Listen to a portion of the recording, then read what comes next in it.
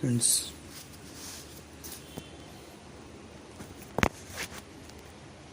Though this is the first occasion on which I have in person attended a session of UNESCO, I may claim that in spirit I have always been with you and followed your deliberations and activities with the keenest view of the disaster which threatens the future of mankind. UNESCO alone offers a faint ray of hope. Mankind has, in the course of the last century, made phenomenal advances in knowledge and material prosperity, but this progress has not been reflected in man's moral and political achievement. Increased knowledge has therefore led not only to a greater provision for comforts and victory over want and disease, but also, alas, to an increase in man's power for destruction and death. This power is so great today that unless all men have a sense of community, it may well lead to common ruin for all. It is only through a re-education of man that we can create that sense of psychological unity and common citizenship which the technological unity achieved by the advance of modern science requires of man. This is the reason why in 1949, when the Indian National Commission for Cooperation with UNESCO was founded, I placed such great emphasis on the importance of UNESCO's work. I pointed out with regret that while the United Nations were founded for the achievement of peace and unity, the result had in fact been the division of the world into two warring camps.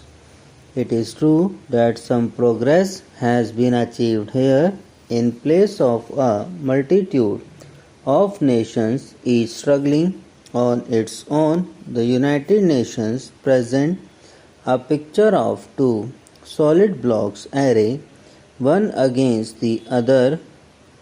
Nevertheless, to any man who looks forward to cooperation and friendship among nations, this picture can bring no message of hope.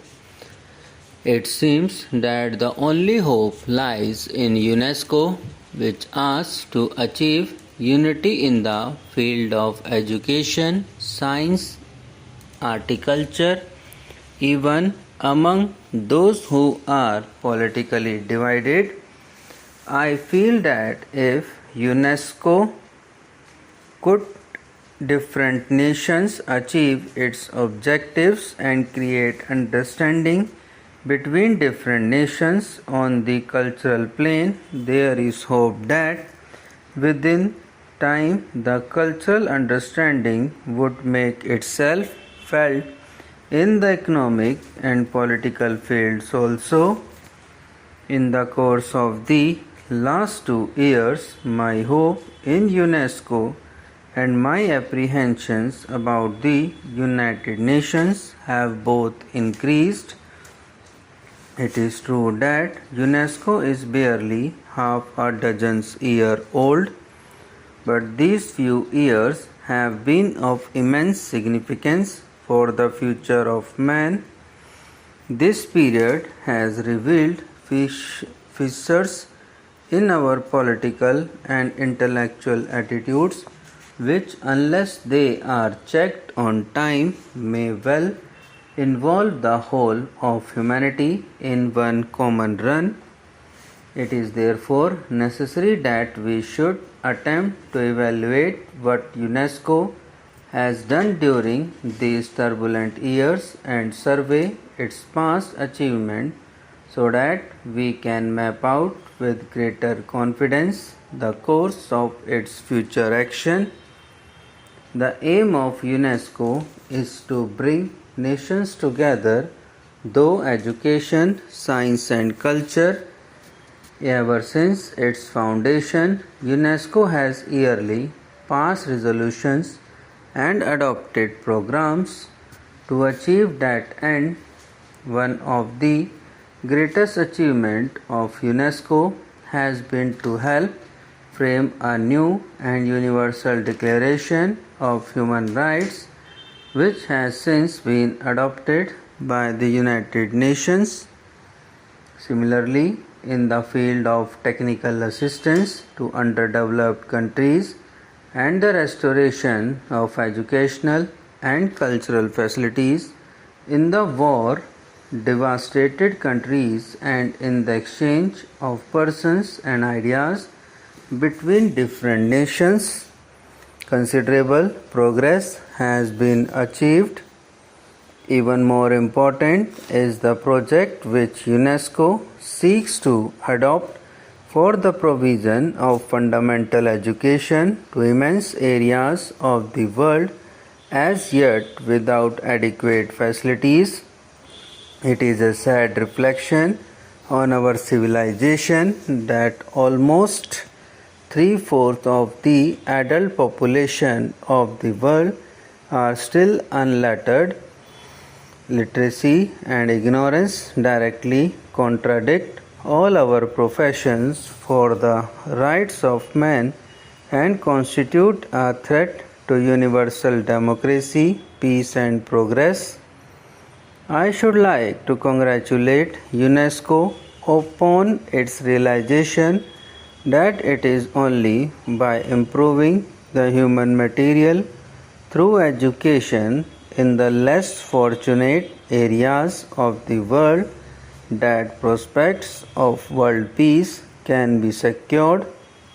While no one can for a moment question the program of UNESCO in these fields, I feel sure that you, Mr. President, and you, Mr. Director General, will agree with me that UNESCO cannot succeed in its objectives so long as the fear of war and destruction cripple the creative energies of man.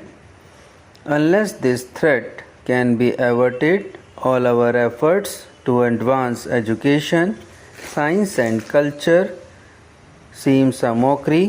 If the world is to be saved from disaster, we must, as intelligent men and women, decide what steps UNESCO can take to avoid the threat of war.